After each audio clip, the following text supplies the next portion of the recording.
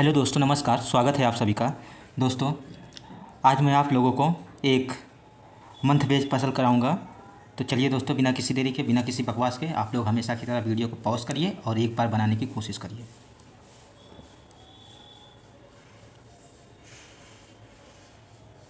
उम्मीद करता हूँ कि पॉज करके बनाने की कोशिश की होगी। अब मेरी बारी है, अब मैं बनाता हूँ और आप लोग देखिए।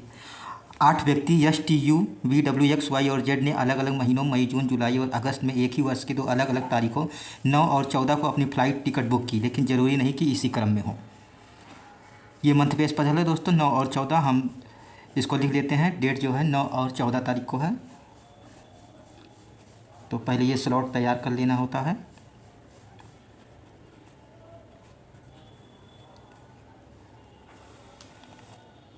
और जो मंथ दिया गया है उसको भी लिख लेते हैं। मई,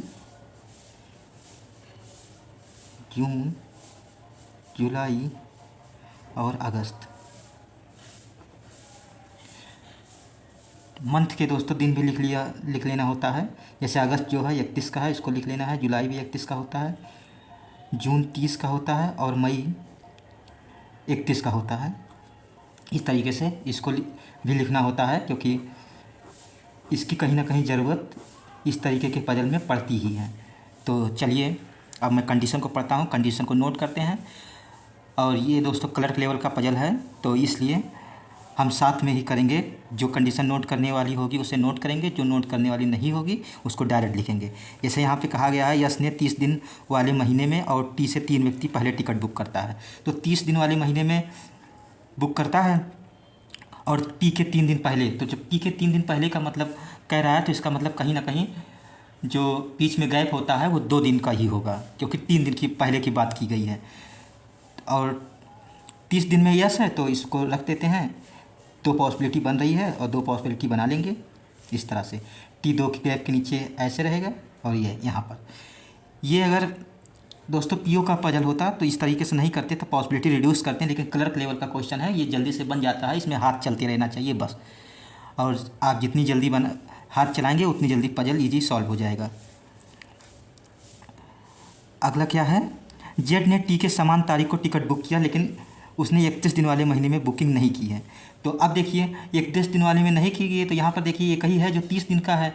और जेड टी के समान जिस दिन को टी बुक कर रहा है उसी दिन जेड भी बुक करेगा। तो अब यहाँ पर देखिए जैसे टी 14 को कर रहा है तो जेड भी 14 को ही करेगा। और यहाँ पर टी 9 तारीख को कर रहा है तो 30 दिन वाले में 9 ये आएगा, तो जेड यहाँ पर आ जाएगा। ये भी हो गया हमारा।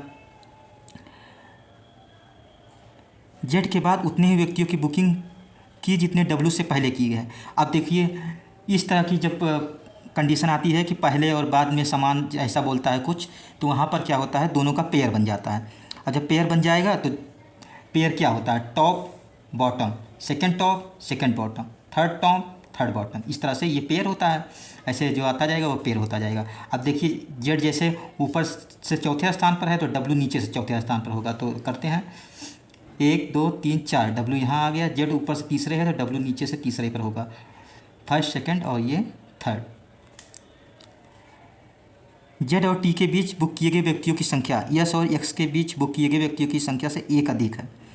मतलब जेड और टी के बीच एक अधिक होंगे, यस और एक्स के बीच कम होंगे, एक कम होगा। तो यहाँ पर देखिए टी और जेड के बीच एक है, तो इसका मतलब यस और एक्स के बीच कितना होगा, कुछ भी नहीं होगा, क्योंकि यहाँ पर एक है तो वहाँ 0 हो जाएगा। तो एक्स को यहाँ रख देते हैं। और टी और जेड के बीच यहाँ पर देखिए 3 है, 1 2 3, तो एस और एक्स के बीच 2 होने चाहिए। तो एस और एक्स के बीच अगर 2 हम नीचे लाएंगे तो यहाँ पर टी है तो इसलिए नहीं आ पाएगा, तो इसलिए हम ऊपर जाएंगे, 1 और 2 और यहाँ पर एक्स आ जाएगा। अब आगे देखते हैं। एक अधिक ये हो गया था।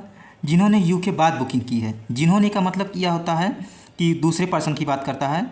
जैसे इंग्लिश में हु डब्ल्यू से शुरू होने वाला हो जाता है, लेकिन हिंदी में अगर जिन्होंने आएगा, जिसके आएगा, इस तरह का आएगा तो सेकंड पर्सन के लिए बात करेगा। तो यहाँ एक्स के लिए बात हो रही है, तो एक्स जो है यू के बाद है।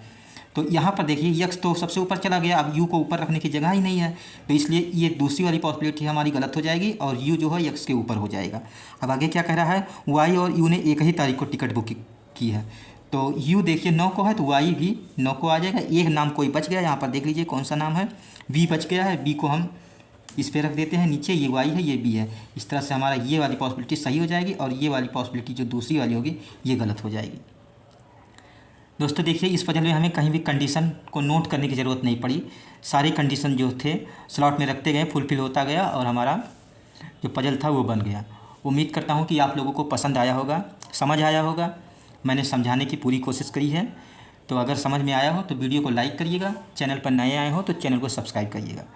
अब मैं मिलूँगा आप लोगों को अगले वीडियो में, तब तक के लिए धन्यवाद। Thank you so much.